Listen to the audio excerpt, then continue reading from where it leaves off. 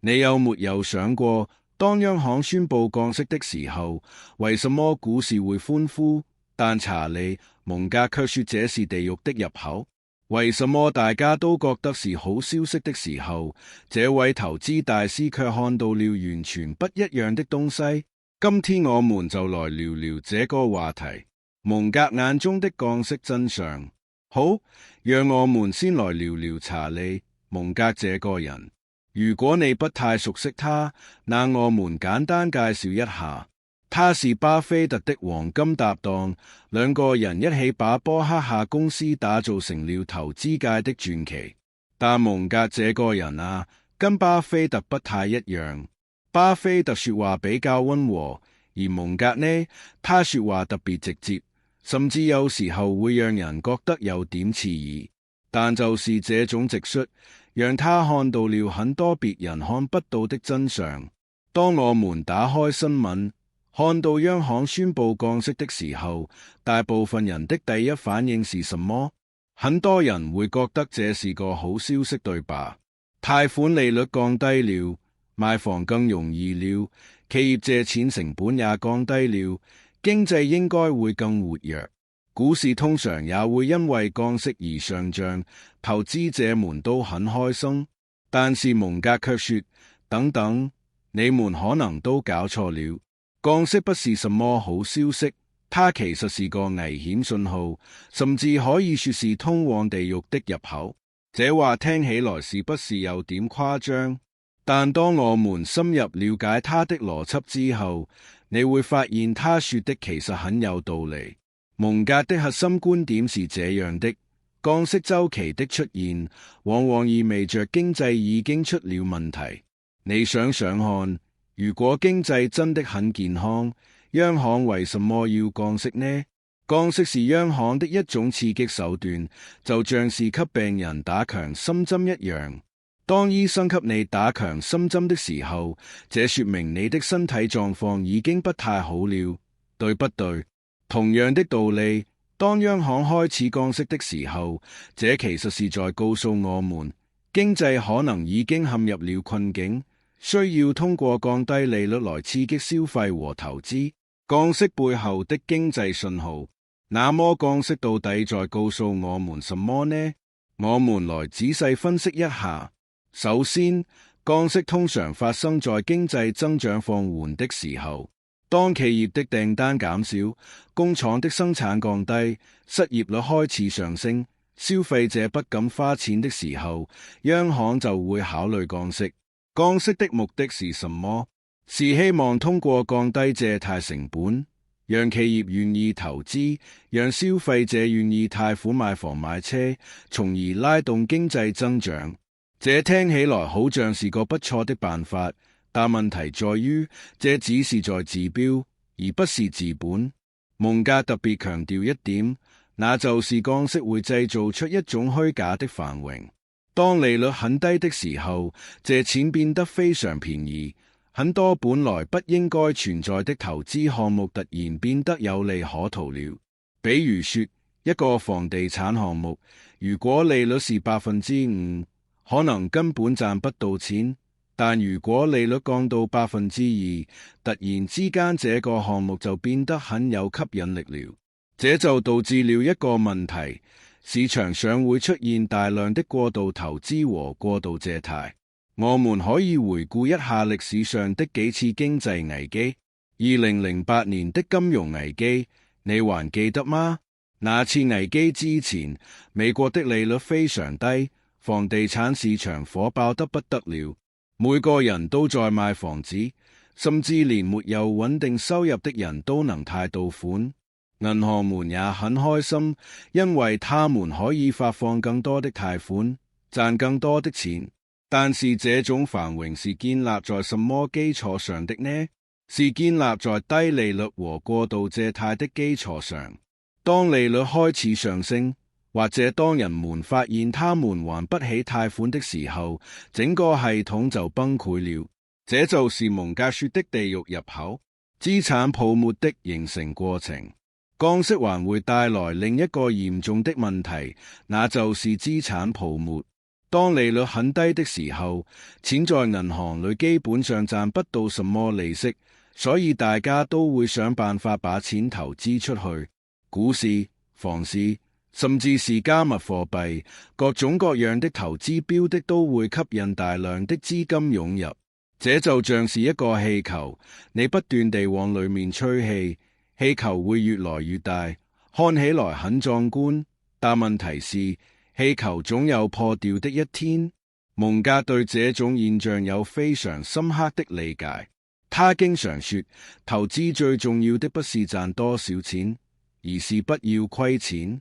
這聽起來好像很保守，但其實這是非常聰明的策略。在低利率環境下，很多投資者會變得非常激進。他們會追逐高風險高回報的投資機會，因為傳統的安全投資已經賺不到什麼錢了。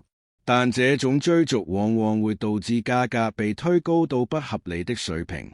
我們來舉個具體的例子，假設有一家公司，它每年的利潤是1億元，在正常的利率環境下，這家公司的估值可能是10億元，也就是10倍的市盈率。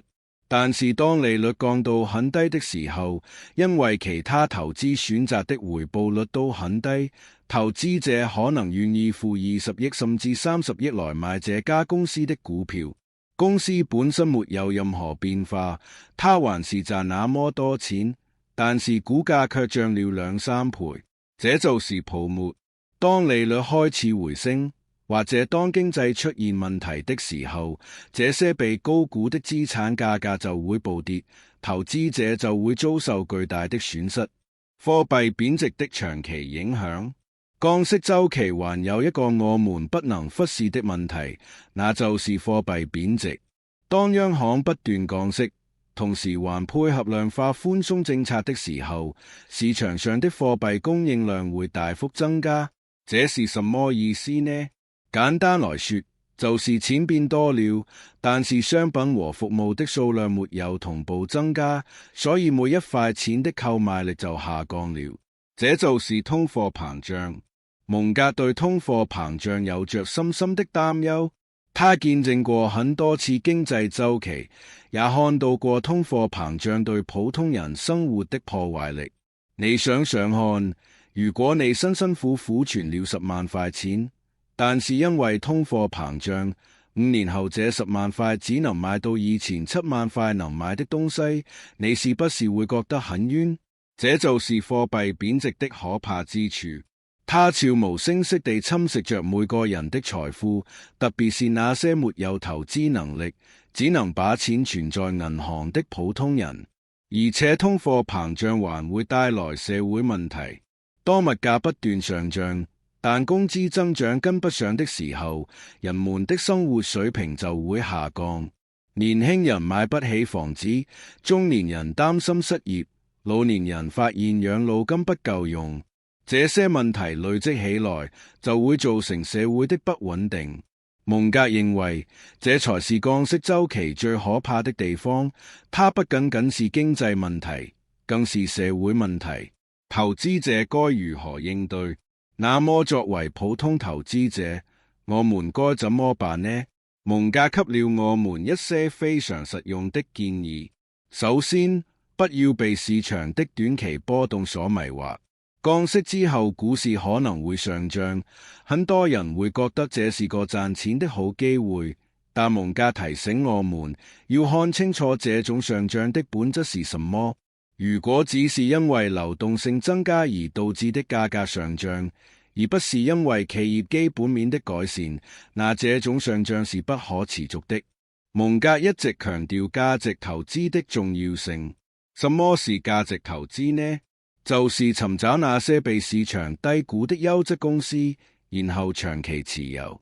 這些公司通常有穩定的盈利能力、良好的管理團隊、合理的債務水平，而且在行業中有競爭優勢。即使在經濟不好的時候，這些公司也能繼續賺錢、繼續發展。這才是真正值得投資的標的。另外，蒙格還建議我們要保持足夠的現金儲備。這一點在低利率環境下特別重要。很多人會覺得利率這麼低，錢放在銀行裏太浪費了，應該全部拿去投資。但蒙格不這麼看，他認為持有現金給了你應對危機的能力。當市場崩潰的時候，當資產價格暴跌的時候，如果你手裏有現金，你就可以在別人恐慌拋售的時候買入優質資產。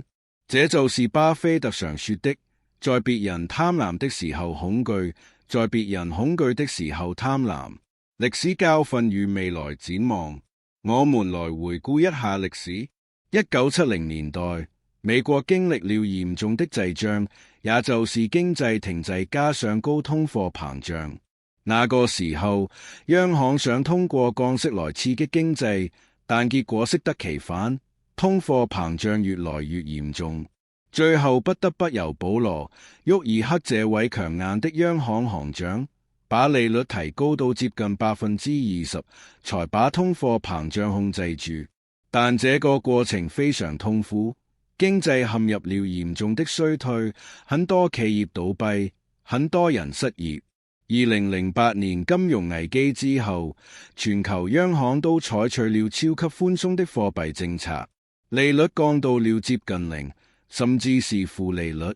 10幾年過去了，我們現在看到了什麼結果呢？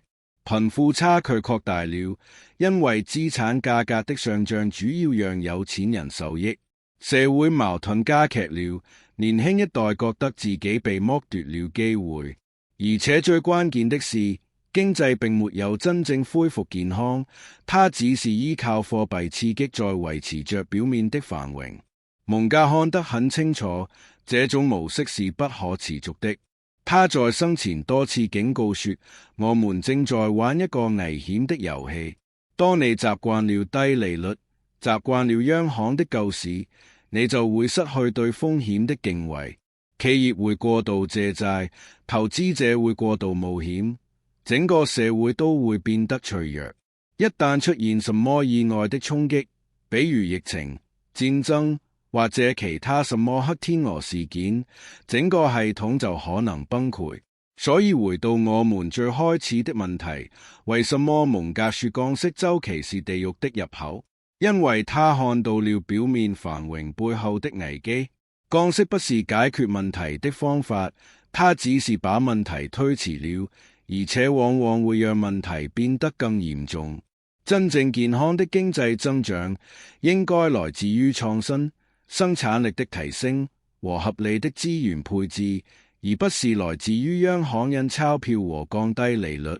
蒙格的智慧在於，他總是能夠看透事物的本質，不被表面現象所迷惑。他教導我們要保持理性，要有耐心，要懂得在別人瘋狂的時候保持冷靜。這些原則在任何時代都是適用的，特別是在現在這個充滿不確定性的時代。我們生活在一個複雜的經濟體系中，央行的每一個決策都會對我們的生活產生深遠的影響。作為普通人，我們可能無法改變宏觀經濟政策，但我們可以改變自己的投資策略和財務規劃。記住蒙格的教誨，不要追逐短期的利潤，要關注長期的價值，不要過度冒險，要保持安全邊際，不要被市場情緒所左右，要獨立思考。這就是查理·蒙格想要告訴我們的。降息週期看起來像是好消息，但它背後隱藏着巨大的風險。只有那些能夠看清這一點的人，才能在未來的經濟波動中保護好自己的財富，甚至找到新的機會。希望今天的分享能夠幫助大家更好地理解這個問題，也希望大家都能在投資路上越走越穩。